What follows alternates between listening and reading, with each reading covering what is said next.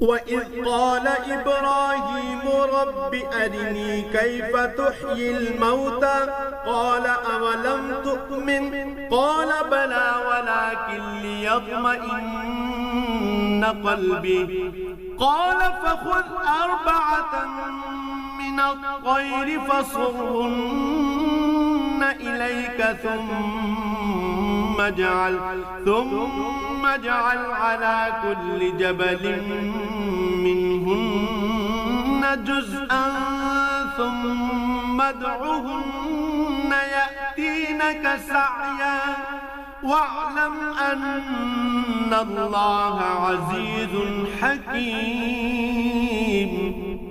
আরো স্মরণ করো যখন ইব্রাহিম বলল, হে মালিক, মৃতকে তুমি কিভাবে পুনরায় জীবিত করো তা আমাকে একটু দেখিয়ে দাও।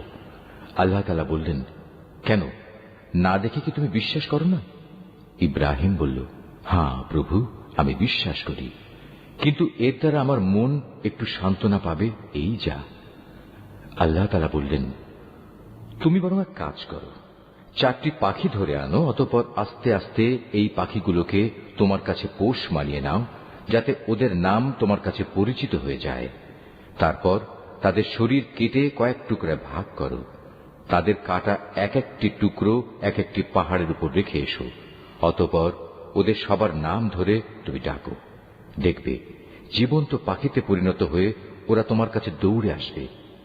তুমি জেনে রাখো, আল্লাহ তাআলা মহা শক্তিশালী, বিজ্ঞ, কুশলী। সূরা আল আনাম। বিসমিল্লাহির রহমানির রহিম। ওয়াকাযালিকা নুরি ইব্রাহিমা মালাকুতাস সামাওয়াতি ওয়াল আরদি ওয়ালিয়াকুনা মিনাল মুকিনিন।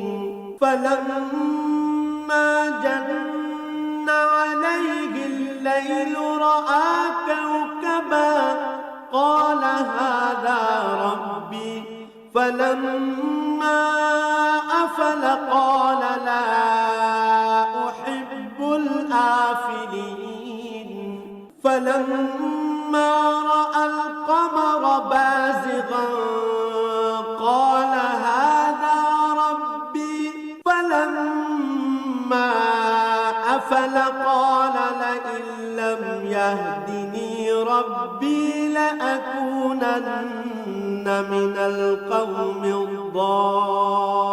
الضالين فلما رأى الشمس بازغة قال هذا ربي هذا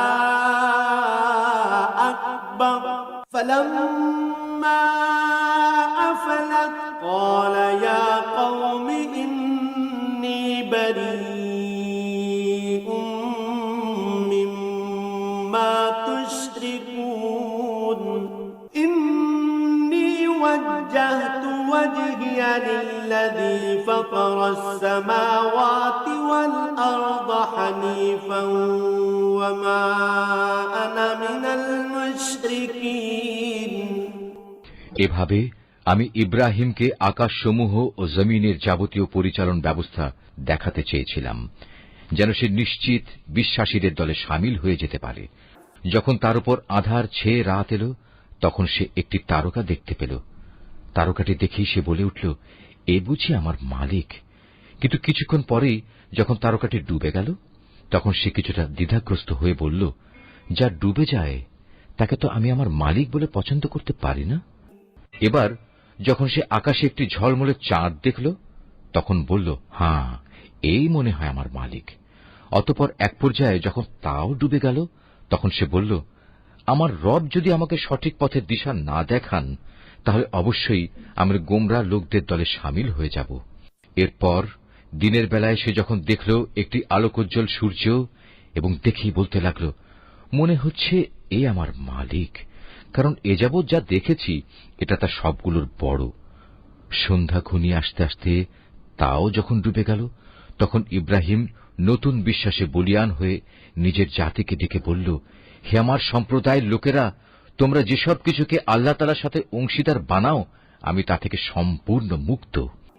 আমি নিষ্ঠার সাথে সেই মহান সার্বভৌম মালিকের দিকেই আমার মুখ ফিরিয়ে নিচ্ছি, যিনি এই আসমানসমূহ ও